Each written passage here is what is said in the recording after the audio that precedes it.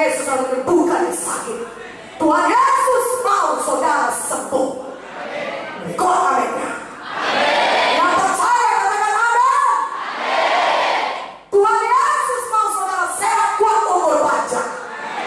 Lebih kuat namanya.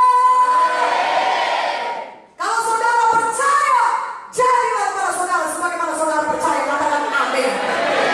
Haleluya.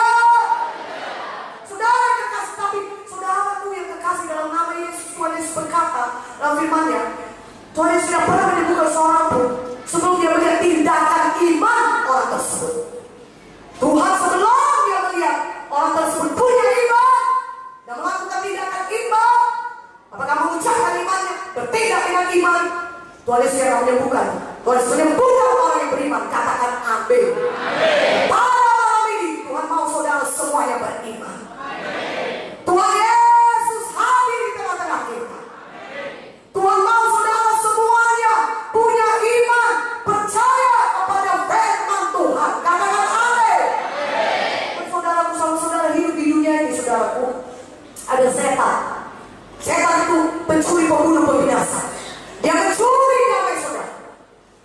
Ya, dia mencuri uang saudara sehingga saudara miskin. Dia mencuri kesehatan saudara sehingga saudara sakit.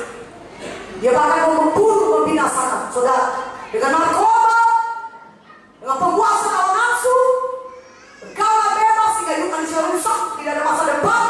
Dengan narkoba, dia mau bunuh manusia dengan perkelahian dan lain sebagainya. Setan itu jahat, pencuri, pembunuh, pembinasa. Tetapi ada satu pribadi yang memberikan kuasa yang lebih besar daripada kuasa setan, kuasa Tuhan Yesus. Katakan amin.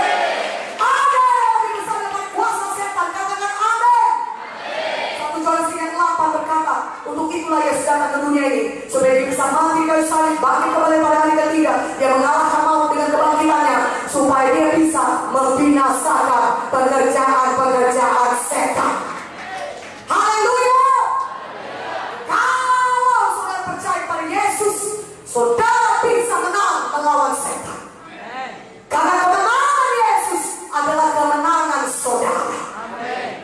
Tuhan Yesus sudah menang. Kolose 2:5 berkata, dia melucuti semua pemerintah-pemerintah, penguasa-penguasa, menjadikan mereka tontonan umum dalam kemenangan mereka. Tuhan Yesus sudah menang dan bangkit kembali dari kayu salib. Dia menang mengalahkan maut. Saudara, untuk apakah dia menang? Untuk apakah Tuhan menang? Bukan untuk dirinya, tapi supaya saudara dan saya selama hidup di dunia ini bisa hidup berkemenangan atas setan, bisa hidup berkemenangan atas penyakit, menang atas dosa. Katakan amin. Bisa mengalahkan setan, bisa mengalahkan dosa, bisa mengalahkan penyakit. Kenapa? Karena Tuhan Yesus sudah menang. Katakan amin. Yesus memiliki kuasa yang tidak terbatas. Dia dapat mengalahkan semua setan. Dan dia sudah bangkit dari maut. Dan kuasa itu diberikan kepada saudara.